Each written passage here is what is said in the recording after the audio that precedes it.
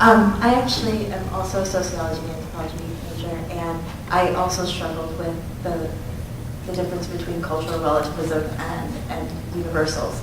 I am also a very big supporter of human rights. I'm president of Amnesty International on my campus, and I would struggle with that throughout my 3 years at Lake Forest, and I would go to my professors and say, okay, please help me. How do I come to terms with knowing that this human rights abuse is wrong, but it's also culturally specific. And what my professor told me was that the best thing to do is offer your services and your knowledge and your education to something that's already been brought up within that culture. And that's what I actually got to do in Botswana, was that the microfinance institution that was there was Botswana run, and it was by Botswana, for Botswanas, and I was able to go there and learn from them of how they deal with poverty and women's empowerment and community development. And so it was really great to know that there are some universals, but they're all somehow culturally specific, if that makes any sense.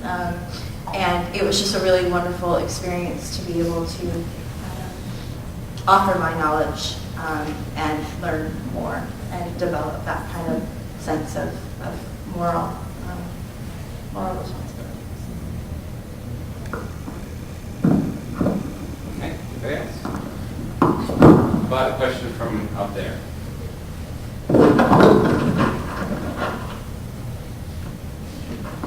Okay. Back in the corner. I have a couple of questions for Ellen. First of all, I was surprised to see that your NGO or the sponsor there was the Salvation Army. I think we've got this image of people ringing the bells in the Salvation Army. So I was really struck that that's an important issue for them. So if you could just address that briefly. And then secondly, I was struck that those pictures you showed were of women who got brought in to the sex slave industry of age of children. I'm wondering if it's essentially or mostly children's rights, which you've addressed these. Thank you for those questions.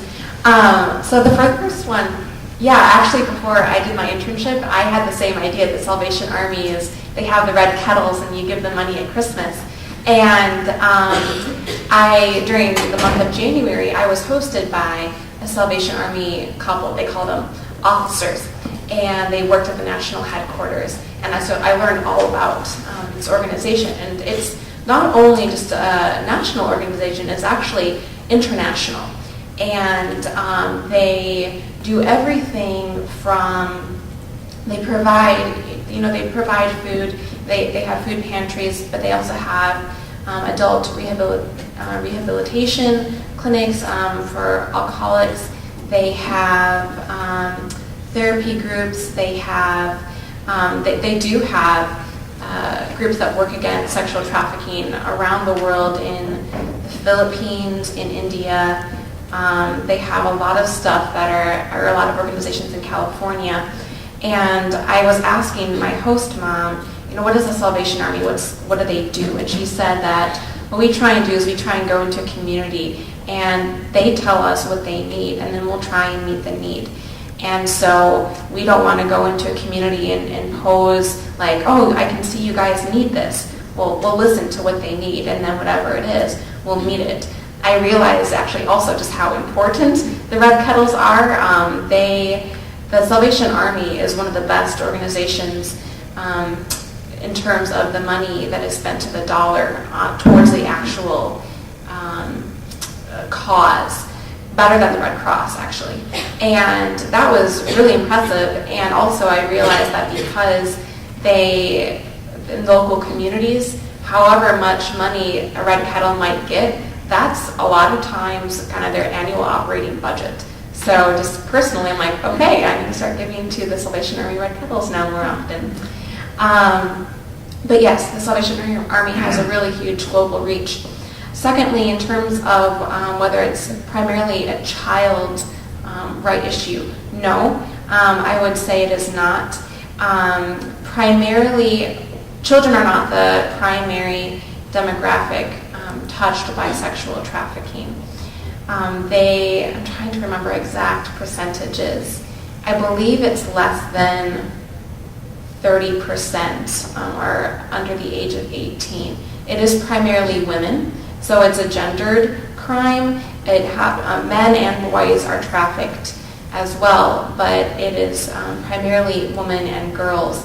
And learning about the category of age was huge because in a lot of different situations, it's more a pimp or a trafficker can make a lot more money off of a girl if they're under the age of 18. They don't have to be, 10 or 12. But if they're under 18, that means that maybe they're a virgin and that they're not going to pass on a sexually transmitted disease. And then there are just cultural myths too that surround the desirability of virgins. So no, it's not just a child right issue, but that's a wonderful platform that can be used. But I would say it's primarily a human rights issue because it affects men, women, and children.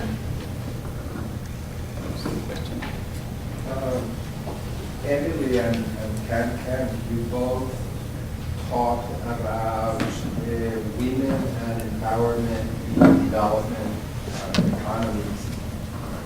I'd like to hear a conversation between you two. Do you share the same premises? Could you do that? We could do it now. We could do it over dinner too. Yeah, I told her I really want to talk to you about this because I noticed in her presentation she had under the negative effects of microfinance. So I was like, I wanted to go into it, but I wasn't able to elaborate more. yeah, there are negative aspects to microfinance. It's not again, it's that culturally specific. It's not a one-size-fits-all, approach. Sometimes it doesn't create empowerment. Sometimes it does. I was lucky enough to find that it did, and we were as well. And one of the things I found from my research is that economic empowerment could lead to increasing status and women's social empowerment. But at the same time, that's not the only factor. And what needs to be done is to increase, the self-esteem of the woman. And also another issue is of communal empowerment. So it's not just an individual effort of one woman's role. I think what you found from the group microfinancing is also that the women help each other, and in turn they build a network and support networks where they can fall on each other, and so that kind of props them up along as they go. But the issues are really complicated and deep, and I think as of now I'm not able to articulate it very clearly, but as I do future research, I'm sure things will become clearer. We can't continue this. Okay.